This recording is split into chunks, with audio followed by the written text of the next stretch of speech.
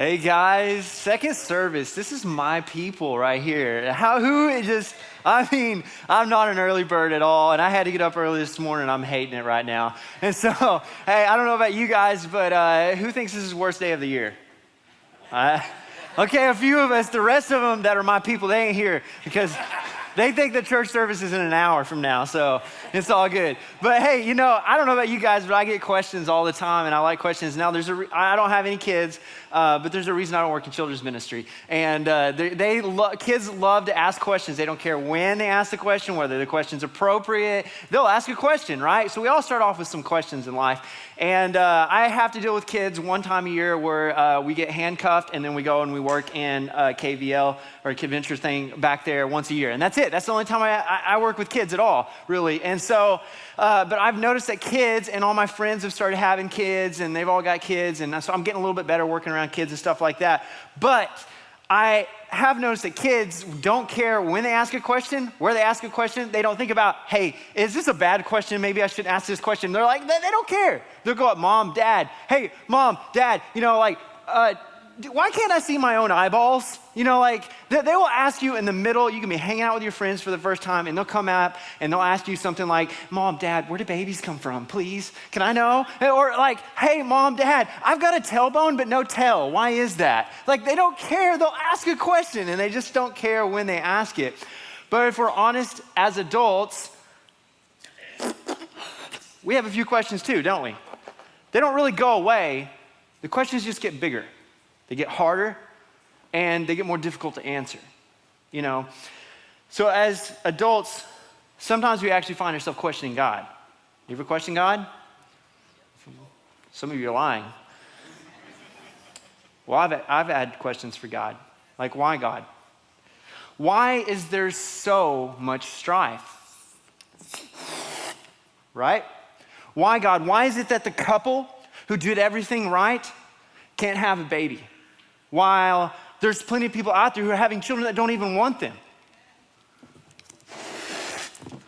Why, God? Why is it that the person who obeys you is sometimes the one who suffers the most? Why, God, is it that people who are obedient, some of them can't even feed themselves, while there's people who are wicked that are prospering? Like, I don't get it. Why is it that loved one I prayed for you didn't save? Why is it that there's injustice? Why is it that there's rape? Why is it that there's starvation in the world? Well, that's a big one. Hang on. That was a big one. Why is it that you said you'd come back for your people? And listen, I know it's God's timing and all, but it's been over 2,000 years. Let's just be real. As adults, it's not that the questions go away. It's just that the questions change, right? Because we all have questions. And I don't know if you've ever asked questions. Maybe you've asked questions at some point, but our questions just get bigger. And as a result of it, sometimes our pain gets bigger. Our hurt gets bigger. And we just kind of set them aside in our life, and it's just going to sit right there. But as adults, oftentimes we have a lot of questions. Some of you in here are thinking God might just zap me dead for asking those questions that I just asked from the stage. And church people, they're the worst about it. Why is it so taboo for you to question your faith and question Christianity? Why? Why do we find that so taboo? Like, how could you talk to God like that? Like, how dare you speak to the Lord Almighty that way? We just don't do that. If someone was to come up to me and say, David, you tell me about this Jesus guy, and you tell me that I need him in my life. So here's what I'm going to do. I'm going to go and I'm going to seek after Jesus.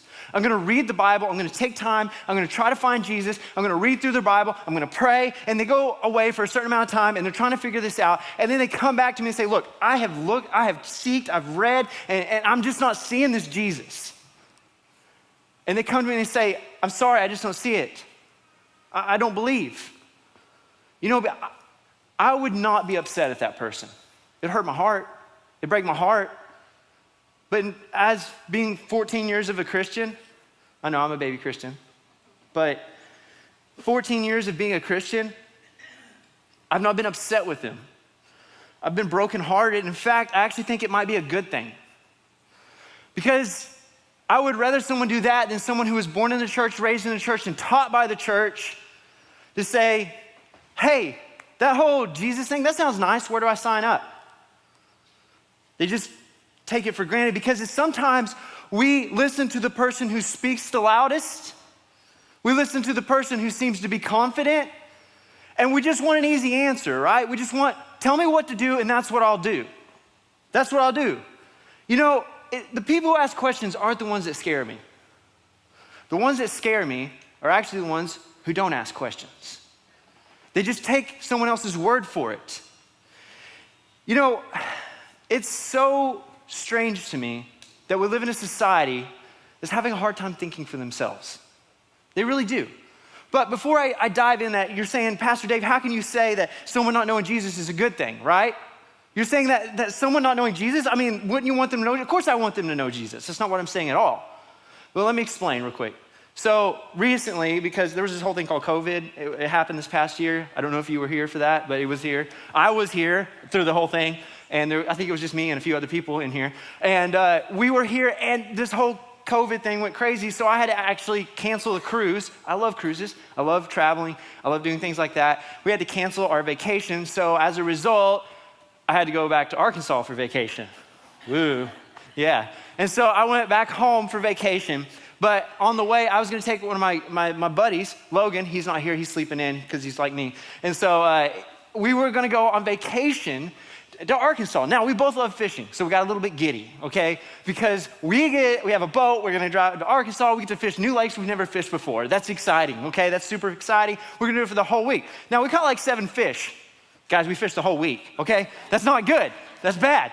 Because we get there and the lakes had turned over. And I was like, okay, that's our excuse, but they really had. And so we're like, okay, we can't catch anything in Arkansas, but we can catch fish in Texas. That's true, right? And so we thought, on the way there, we're passing lakes on the left and the right? We're seeing lakes, and I'm like, oh man, we gotta fish that one. We gotta fish that one. And Logan looks over at me, he says something that I will love this man forever for now, because he said, we need to fish every lake in the United States.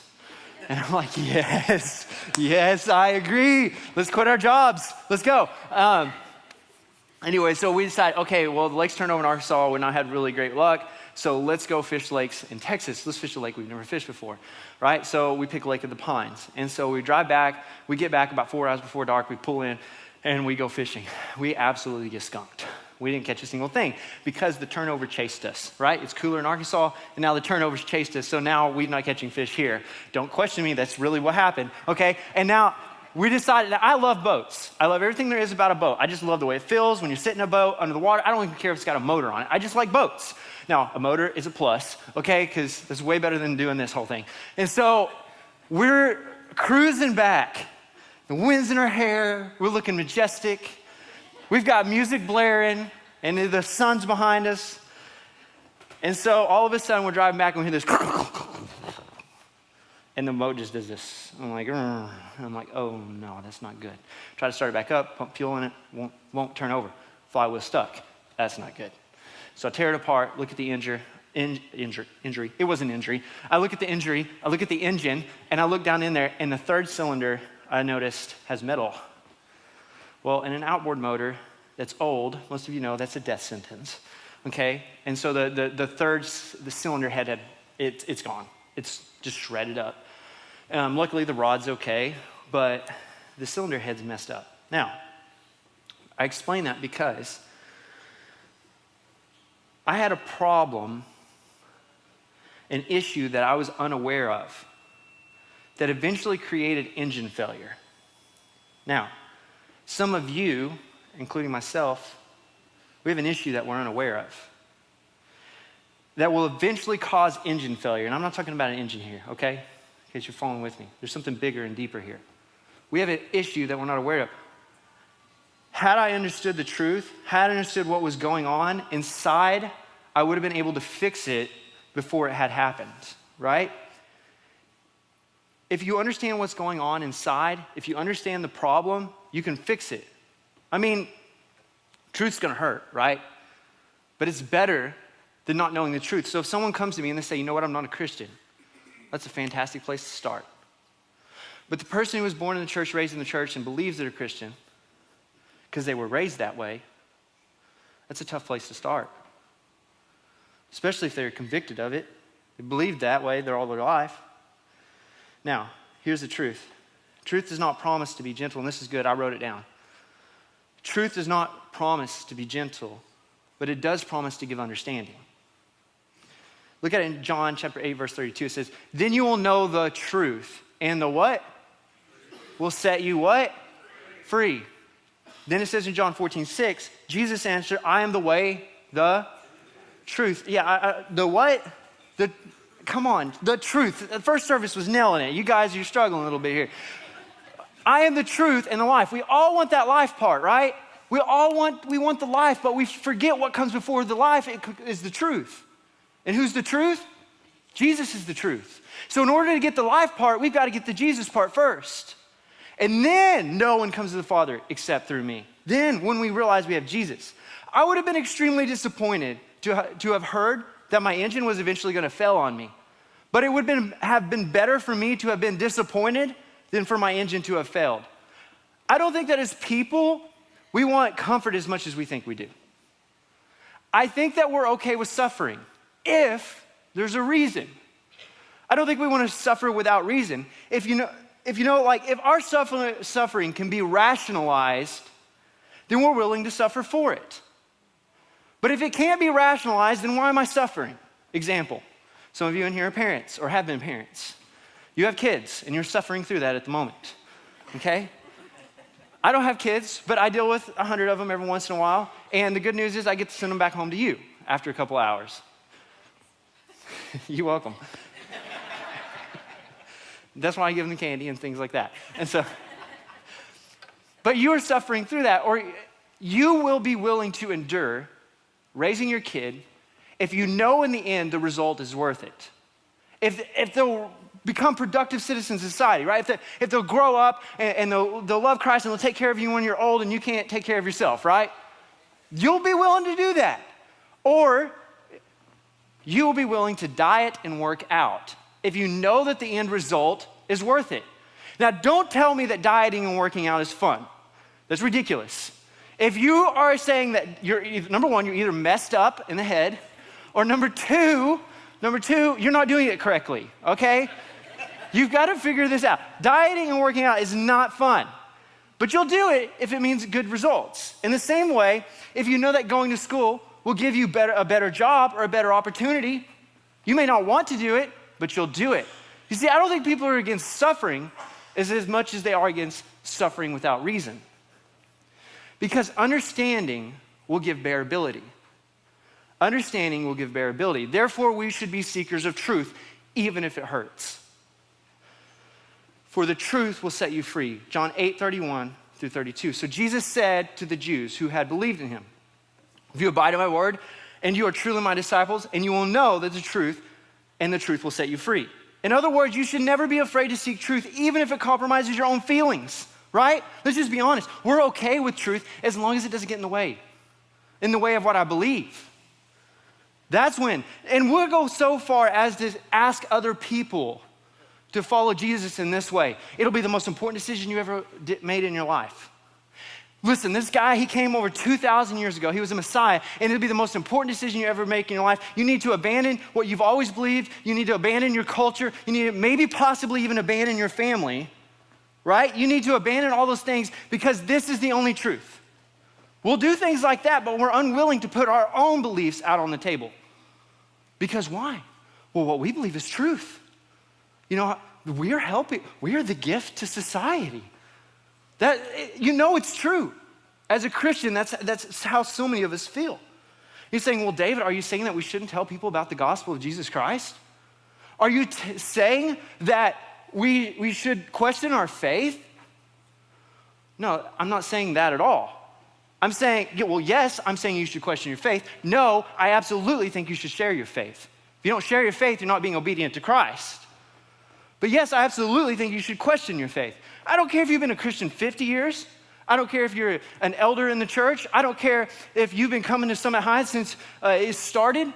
Yeah, absolutely. You should question your faith. I don't think that I'm gonna get to judgment day and God's gonna be like, David, man, I had them and you messed it up.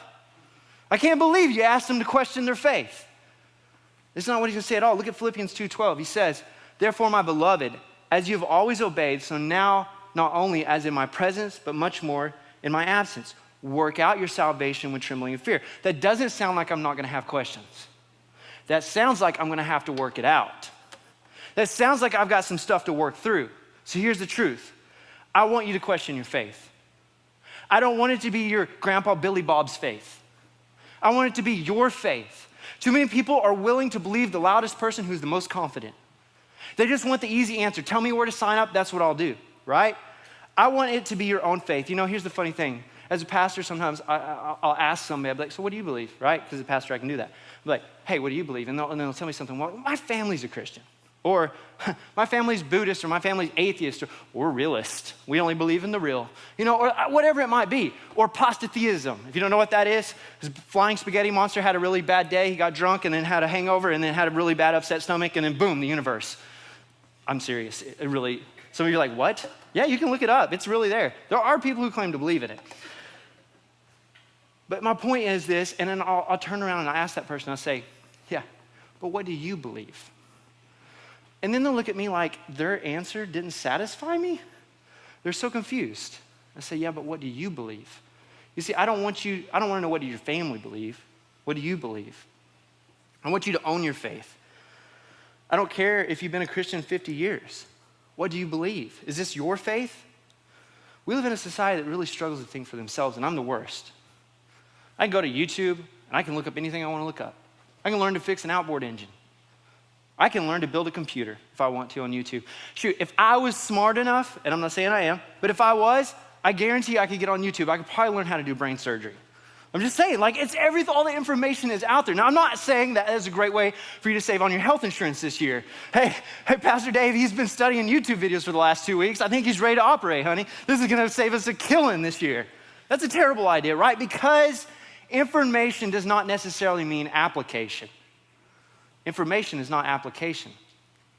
Here's the thing and the reason for my rant this morning, because it's been a rant. The Bible is full of people who ask questions. Habakkuk asked questions. Job asked questions. David asked questions. Jesus asked questions. Lots of people asked questions. They weren't afraid to ask questions. In fact, I would say that as a Christian, as someone of faith, your questions are necessary. You need to ask questions. What scares me worse are the people who don't ask questions. Now, we're going to flip over to Habakkuk. We're going to be in Habakkuk this morning. You're like, whoa, we just got to the Bible? No, so relax. It doesn't go that much over. It's not that bad. So Habakkuk was a minor prophet. Now, this doesn't mean that he was any less important than the rest of the prophet. It just simply means he took less pages to figure things out than the rest of them. That's all it really means. Now, Habakkuk, other than the fact of having a completely dope name, you're like, what is dope? Other than the fact of having a completely awesome name, he also was a guy that lived probably during the time right before the Babylonians come in, ransacked Israel. And we only know this because he gives reference, and that's what he's talking to God about. And so as we're kind of looking through the book of Habakkuk, you can kind of know this is roughly about 600 years before Christ. So Habakkuk has some complaints with God. Now, Habakkuk, he's looking around, he sees God's people, and they're not exactly doing what God wants them to do. They're worshiping idols, they're giving into just terrible things in society, and they're completely dishonoring God in about every way you can think of, right? We can relate with that a little bit. And so Habakkuk doesn't know if God really notices this or not. He's kind of like, God, I'm not sure if you noticed, but these people, they ain't doing what you want them to do. So he's going to bring he wants God to notice. So look at verse 1 with me. Look at chapter 1, starting in verse 1. It says, O Lord, how shall I cry for help, and you will not hear? Or cry to you violence, and you will not save?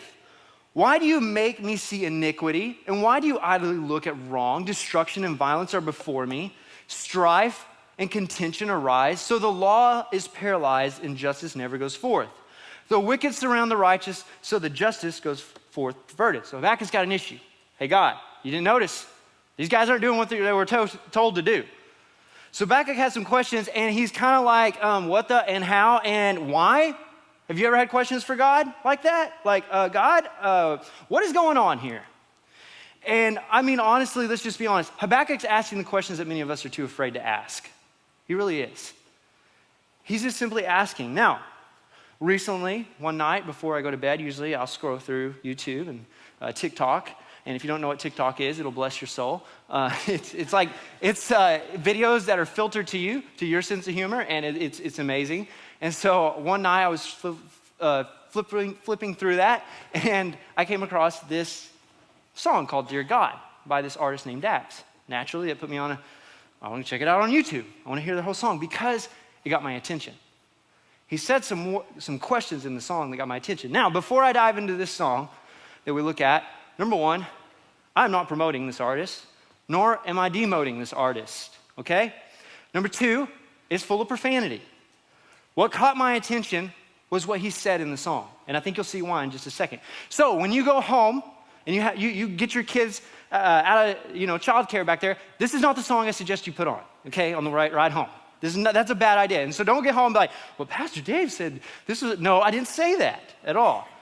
So I'm gonna cut a lot of the other stuff out of here, so just so that you know it's been filtered. But listen to what Dax says, because I think you're gonna find some relatability here. Why is there only one of you but multiple religions? Why does everybody's conversation end in division? Why does everybody want to tell us how to live, but they won't listen to the same message they give him? Tell me how to feel, tell me what's right. I tried to call, pick up the phone. I'm on my own, everybody says, you coming back, but then, man, why is it taking so long? Why do I hurt? Why is there pain? Why does everything good always have to change? Why does everybody try to profit from another man's work, then destroy it just for monetary gain? Tell me, are you black? Are you white? I don't really care. I just want to know what's right. They've been saying one thing, but I've been looking in the book, and it seems like they've been lying for my whole life. Tell me, where am I going? Is it heaven or is it hell? So some hard questions. Some of them that can be answered, some of them that cannot. Now, as adults, our questions, they don't get littler, they get bigger. They just get harder to answer. Until we have engine failure. It's about what my engine sounded like. Some of us are waiting too long to take care of the problem until it's too late. We won't address the issue until it's too late because we're afraid to ask the question. Number one, it's okay to ask God questions. He's a big God. He can handle it. You may not know this, but he actually knows what you're thinking. So if you thought it, you might as well have asked it. Christians, the issue isn't when the world asks us hard questions. The issue is when we fail to respond appropriately to them. I don't know if Dax has a relationship with God, and that's really not for me to judge, to be honest with you. But to be honest with you, in 7 years of being a pastor, those are not unique questions. They're really not. I've been being asked those questions since day one. It's not that his questions are unique. It's that sometimes we're just too afraid to ask them. And then when someone asks them, we don't know how to respond to them. And I'm not here to actually answer any of his questions. I think God does a pretty good job of that in chapter 2. But I did notice one common denominator in every one of his questions. Number 2, faith is not found in material. You're like, well, David, he didn't talk about a Lamborghini, wanting a Lamborghini. He didn't talk about having a big house. He just had questions for God. You fail to realize that materialism is not limited to an object. Materialism is something that you can see. Materialism is something that will allow you to have faith that's outside of something that's not visible. If you don't believe me, look at Hebrews chapter 11, verse 1. Now, faith is the assurance of things happened for, the conviction of things not seen, the absence of things hoped for, the conviction of things not seen. In other words, your faith is something that you put in without assurance. So if you're asking God to directly show you a reason, that's not faith. Faith is something that you believe in without receiving that assurance. That's why it's called faith. Your faith cannot be limited to an earthly substance. That defeats the purpose of what faith is. You can not see all the things that God is doing. Habakkuk can't see what God's about to do, that he's setting up a savior to come save the world. Like he doesn't have any idea. Faith is something that you believe in without assurance. So God answers Habakkuk. I love God's response. Because Habakkuk's looking for one answer, and here comes God. He's like, oh, no, okay, Habakkuk, I heard your complaints. I got you. You're gonna love this. I got a great plan. Look at verse 5. So here's God's response to Habakkuk. He says, look among the nations and see, wonder and be astounded. I love how he starts this off. It's like he's building it up. Oh, don't worry, I got this. You're gonna love this answer. He says, wonder and be astounded, for I am doing a work in your day that you would not believe if told. And boy, he really is. For behold, I am raising up the Chaldeans, some of you guys' translations say Babylonians, it's fine, same thing. The bitter and hasty nation who marched through the breadth of the earth to seize dwellings not of their own. They are dreaded and fearsome. The justice and dignity go forth from themselves. Their horses are swifter than the lepers, more fierce than the evening wolves. Their horsemen press proudly on. Their horsemen come from afar. They fly like an eagle, swift to devour. They all come for violence. All their faces forward. They gather captives like sand. At kings they scoff, and at rulers they laugh. They laugh at every fortress, and they pile up the earth and take it. Then they sweep by like the wind and go on, guilty men whose own might is their God. Okay, in case you're not following along here, Habakkuk says, God, there's an issue. These people aren't doing what you said. God says, oh, don't worry, I got this. These really bad people over here who are really good at just wiping people out and murdering and taking nations, I'll send them to take care of it. Habakkuk, I'm not sure you understood my question, God. I'm not sure I actually agree with you either. Maybe I could advise you. Anyone ever tried to advise God? I don't advise it, okay? I love this though. It's so honest and it's so transparent. He's being so human here. He's just like, oh God, I'm not sure about that. I'm just saying. Look at verse 12 through 13. He says, and he questions back to God. He says, are you not everlasting? He's questioning God's character.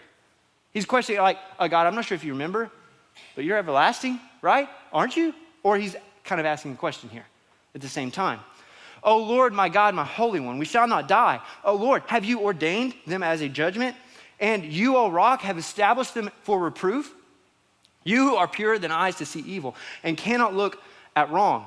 Why do you idly look at traitors and remain silent when the wicked swallows up the man more righteous than he?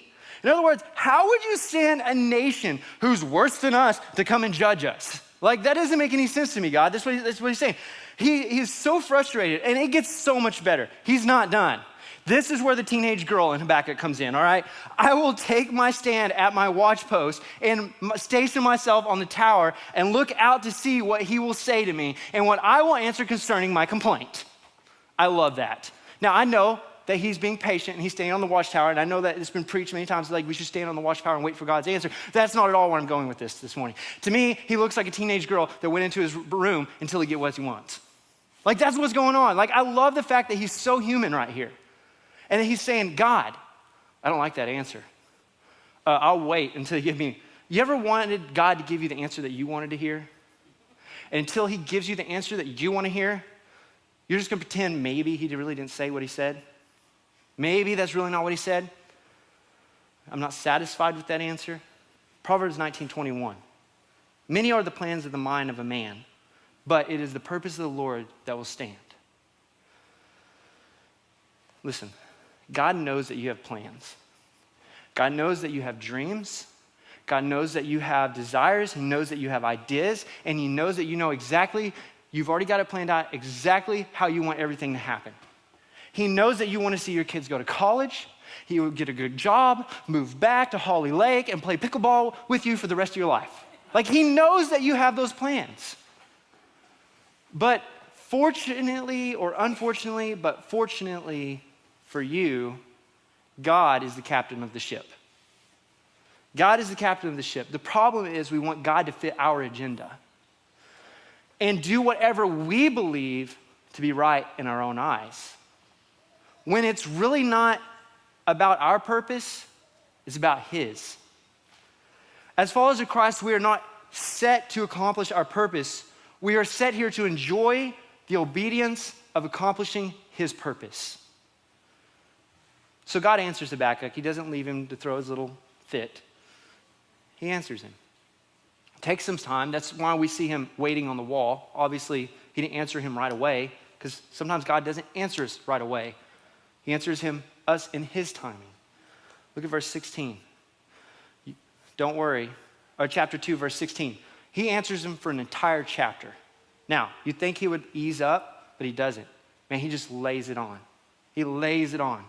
Look at verse 16. For time's sake, we're going to go to verse 16. He says, you will have your fill of shame instead of glory. Drink yourself and show your uncircumcision. Now, when he says uncircumcision here, it's important to note that God made a covenant in the very beginning with his people.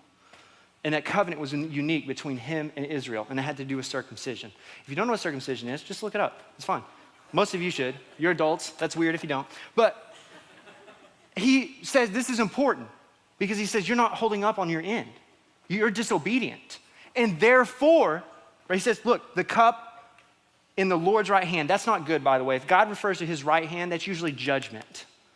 It's a symbol of his judgment coming. Look what he says is going to happen to it. Will come around you, and utter shame will come upon your glory. Judgment's coming your way. That's what he's saying. And so the violence done in Lebanon will overwhelm you. Like you haven't seen anything yet. Just wait. It gets worse. As will the destruction of the beast that terrified them, for the blood of the man and the violence to the earth, to the cities and all who dwell in them. What profit is an idol when its makers has shaped it?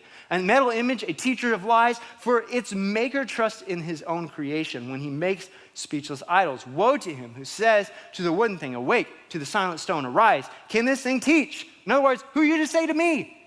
I'm the one who created you. How can the creation say back to the creator? I'm just translating this as slang for you. So behold, it is overlaid with gold and silver, and there is no breath at all in it. Then he hits the home run right here. This is where it really matters.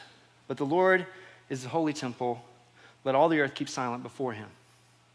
Usually this is the part where you go, burn. But the problem is, it's a little personal. It's a little bit personal, if we're honest. Because he looks at Habakkuk and he basically says, are you saying that you're better than the Babylonians? Didn't I create them? I created you, right? Who are you to say? Who are you to say to me? Because I am the creator. All the earth will stay silent before me because I will judge. Don't you worry, Habakkuk. Judgment's coming to the Babylonians. It's coming to you too, though. And we see that. But it goes on to say how his wrath will consume all unrighteousness. Let the earth keep silent. Like this isn't just a judgment for them. This is like God cannot tolerate sin. He's a holy God. And so look what Habakkuk's response is in chapter 3. He gets it figured out a little sooner than some. And we really do. We need to give Habakkuk some credit here. He does a good job. He figures it out pretty quick. Much quicker than some of them did. Look at Job, okay? Some of them take a lot longer.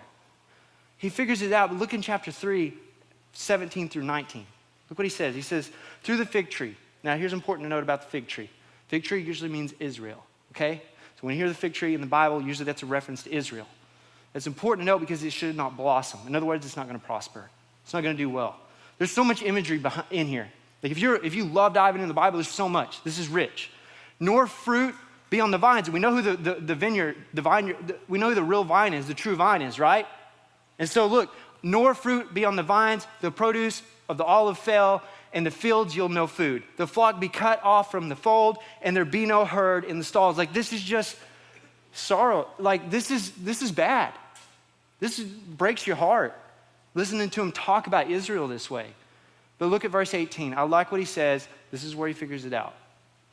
Yet. Now that word yet's very important because that word yet's not there, it would just be a regular praise. But he says, yet. I will rejoice in the Lord. I will take joy in God of my salvation. That word's big. Yet. Even though all of this is going on, I will still rejoice. And he goes on and he talks about how he's going to sing and praise. What incredible words. He figures it out. I'm not saying that's wrong to question God. This is obviously not at all what I'm saying. I'm actually saying God's a big God. He can handle your questions. But some of us in here, we don't know why we're going through the things we're going through. We don't know why God would allow our families to suffer that way. Or why our church, or why, God, are you allowing these things? But at the same time, we don't see the big picture. And we have to be obedient like Habakkuk, and we have to be like, yet I will rejoice. Because God obviously has a bigger picture and plan. than what we can see. There's so much more going on. We are called to an insanity of obedience. We are called to an insanity of obedience. Following Christ does not mean it's going to be easier. Actually, it's usually quite the opposite. Following Christ might actually mean more pain. In fact, Jesus says to come and die, and there's no easier way to put that. I'm not going to say that, oh, that's an analogy. No, he says come and die. And that's not an easy way to put that. Here's the deal. So why would anybody in their right mind want to follow an obedience like that? So when we look at another person, we say, oh, it's the greatest decision you'll ever make in your life. Follow Christ. And then you'll have persecution and hardship for the rest of your life. Like, why would anybody want to follow that? And you must follow this in a blind faith while you're at it. Well, let me remind you of the gospel, right? When we look at the gospel, we see that Jesus Christ comes, dies on the cross, and that same wrath that God was going to put on his people, and he does put on his people in chapter 2, that same wrath that we deserve, he said Jesus comes, and he takes that wrath from us. And then he says, in return, I'll give you me. You can have a relationship with me. Like so many people, like they want to get out of, I don't want to go to hell and suffer for eternity. Like, how do I get away from that? That's what I'll do. But they miss the point of like, hey, the reward isn't the fact that you get out of hell. The reward is the fact that you get Jesus. Like, that's it. And so when we look at that, why is it worth it? By like, well, you get Jesus. That's it. That's the bottom line. Like, and you got to have faith, but you get Jesus. That's it. And the more you study his word, the more you want Jesus. You got to get to know him. That's why it's worth it. That's why it's the most important decision that anyone can make in their life. That's why I say it. That's why that it's worth suffering for. Here's the deal. When you have faith in Christ, you stand on a rock that's unshakable, that nothing can't be taken from you. It creates a confidence. It creates a peace. It means if Edward or the deacons or whoever decided to fire me tomorrow or whatever it might be, you know what? That's just a chapter of my life. Because here's the truth. No matter what comes my way, I still have Christ. You ever notice people when a bunch of hard stuff comes their way, they just stay calm? Like, yeah, it's okay, we can deal with that. We'll figure that out. You're like, this is a big deal. How are you so calm? Well, because more than likely they've gone through something like that before. More than likely they've seen God pull them out of something before. And they know that if God is faithful then, he's going to be faithful now. And if he doesn't pull them out of the situation, it's okay because they're standing on the rock.